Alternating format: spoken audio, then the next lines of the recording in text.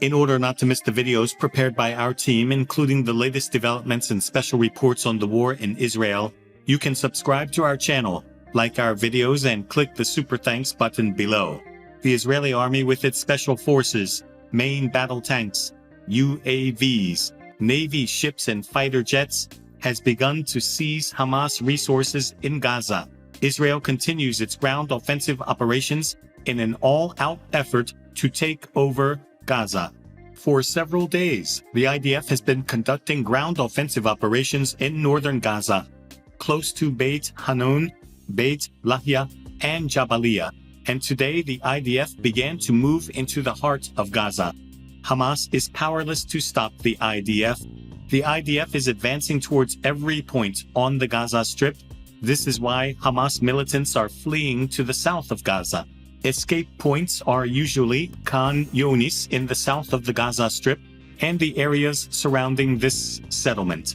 Due to the chaos and the abandonment of Hamas from their headquarters and deployment areas, Gaza residents are looting Hamas bases.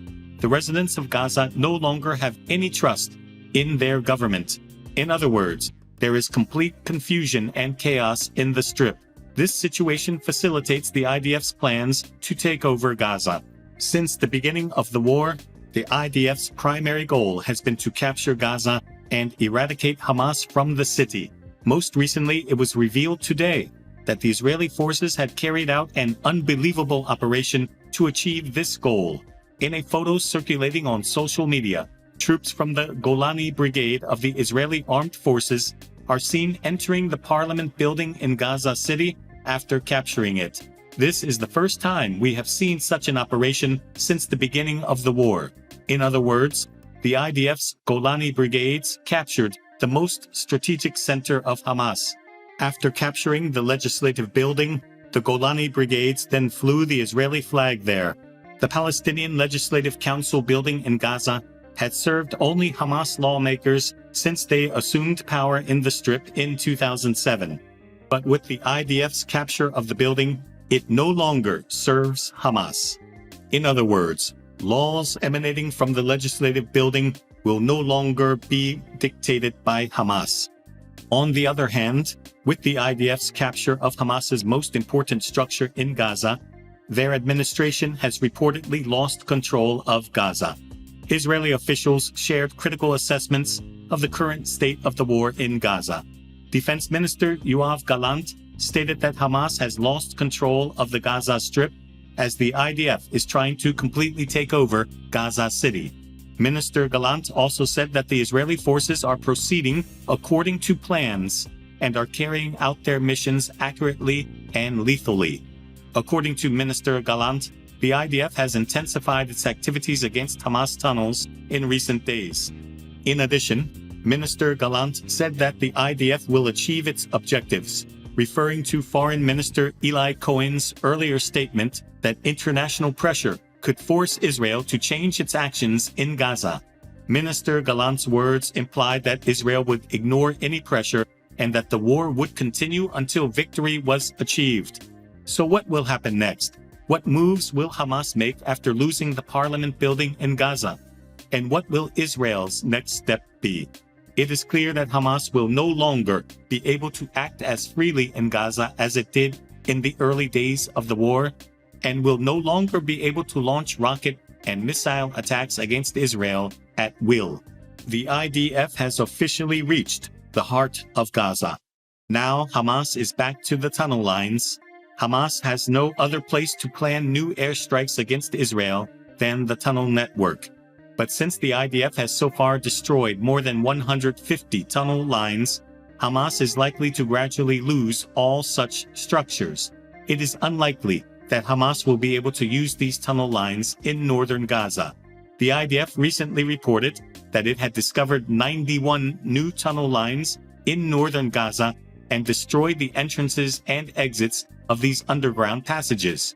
Hamas therefore has a better chance of escaping to the south of Gaza. But the IDF has also recently discovered more than 40 new tunnel lines in southern Gaza and reported that it has destroyed the entrances and exits to these underground passages. so Hamas seems to have no chance of getting out of its secret underground bunkers in these areas either. However, the IDF's latest decision may give Hamas a chance to escape. The Israeli army has declared a tactical pause in Rafah. The Israel Defense Forces announced a temporary pause in Rafah to allow the evacuation of civilians. In a post on its X channel, formerly known as Twitter, the IDF said the pause would last from 10 a.m. to 2 p.m. local time. Hamas militants are likely to benefit from the suspension, which will last for a total of 4 hours. Rafah is located south of Gaza on the border with Egypt. It is the only exit point from the territory, which is not under Israeli control. Rafah is also the gateway for aid to enter Gaza. Therefore, members of Hamas fleeing from the north and center of Gaza to the south could use Rafah as a disguise or smuggling route during the pause. Nevertheless, the IDF allows the evacuations of civilians through Rafah and controls the flow of humanitarian aid into the Gaza Strip through this border crossing. In addition to Rafah, the IDF has also reported that in recent days it has implemented other closures in the Gaza Strip.